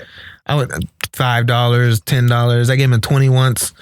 Why? Why do you do that? Because he has a high moral value for himself. Okay. He's not begging. He doesn't. And also because you know that what you're giving him is genuine. And it's because it's earned. And because you want to, right? Then because I paid for a service. Then and only then does it actually become a virtue.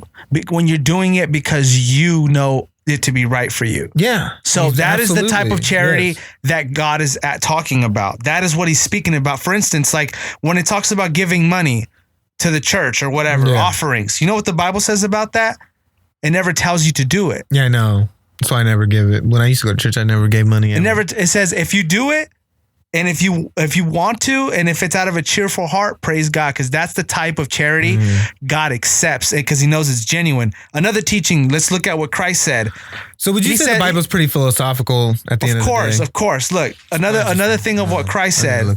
He said, when you do your alms before men, or alms, in other words, your charity, acts of charity, before men to be seen by them, then that's your reward. Basically, if you do stuff just so people can think you're such a nice guy, and if they do think you're a nice guy, that's your reward. But if you do these things in secret without wanting anything in return for it, then your Father in heaven sees you in secret and rewards you openly. What is he teaching there? He's teaching what true charity is.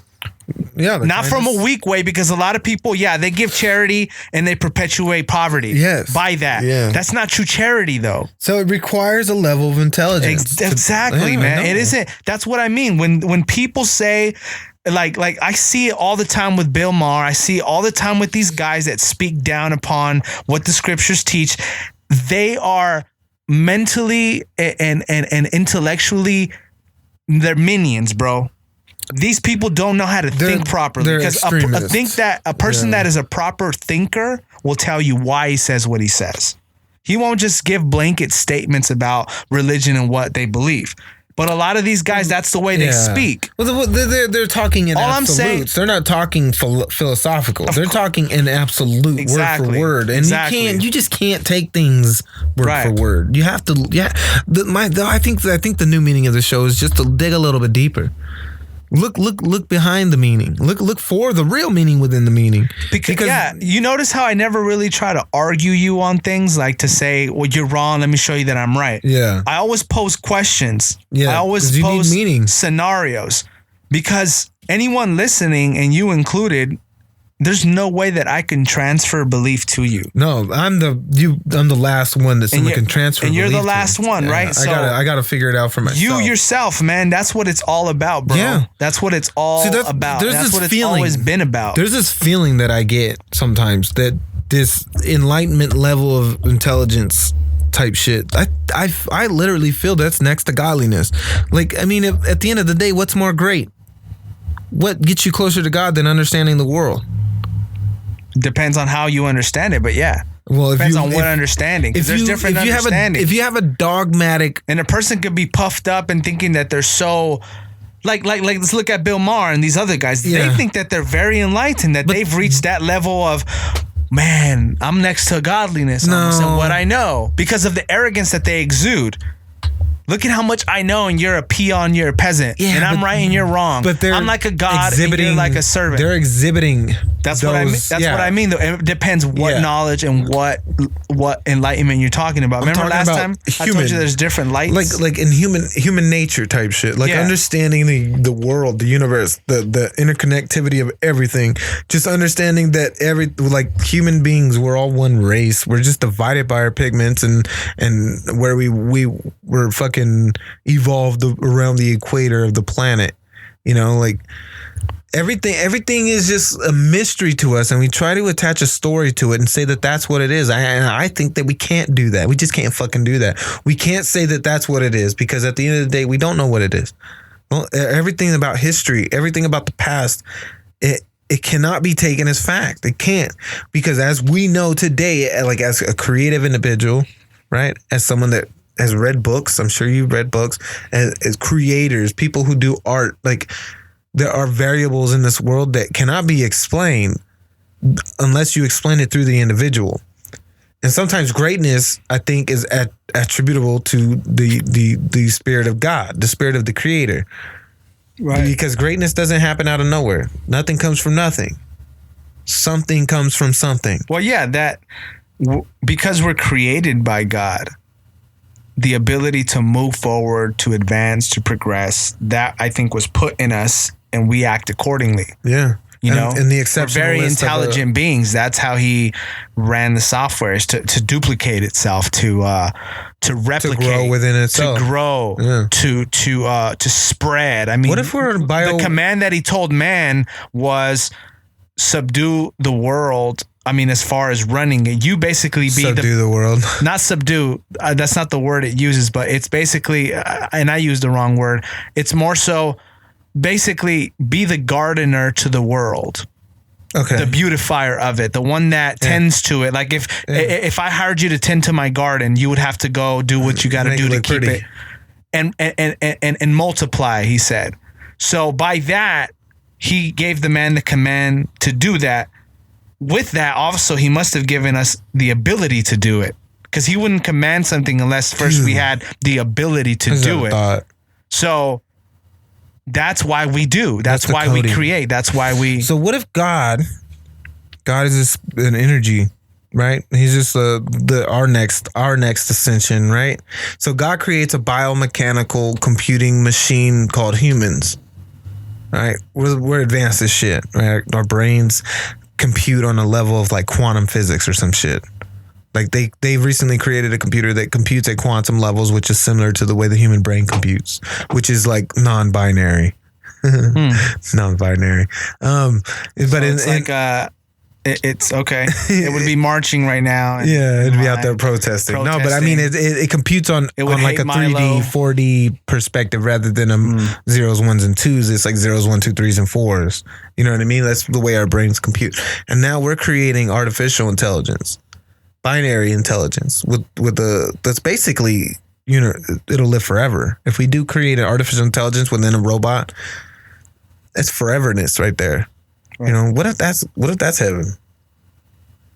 Well, man. And then what if they create a new level, like the AI gets to the point where we're at, and then they create a new form of God? I mean, what ifs are good, bro, but the what ifs got to get you to a point.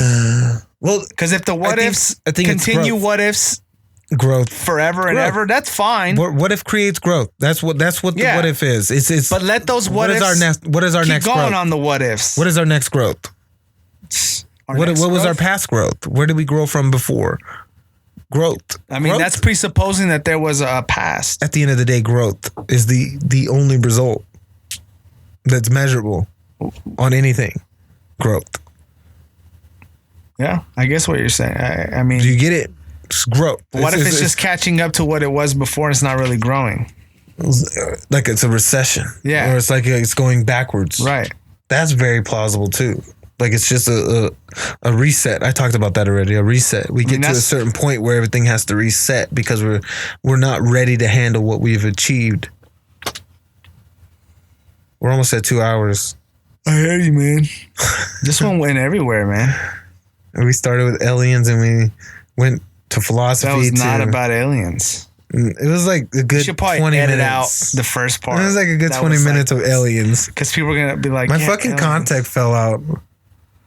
Oh, man. Isn't even messing with my eye. Now it's all drying out on my finger. Oh, shit. It fell. All right, well, you want to call it a night? Sure. All right, guys. That was a really good conversation. Got a little bit heated.